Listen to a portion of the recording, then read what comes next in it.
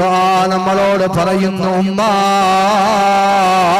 വൈലുൽ ലികുല്ലി ഹുമസത്തിൽ ലുമസാ الذي جمع مالا وعددا يحسب أن ماله أخلدا كلا لينبذن في الحطمة അല്ലാഹു പറഞ്ഞ നരകത്തിന്റെ മറ്റൊരവസ്ഥയാവുക ഹുത്തമയെന്ന് പറഞ്ഞ നരകമുണ്ട് ഉമ്മ വല്ലാത്ത നരകമാവുക ഹുത്തമയെന്ന് പറഞ്ഞാൽ അതിന്റെ അർത്ഥം എന്താ തകർത്ത് കളയുന്നതെന്നാ അല്ലാഹുവേ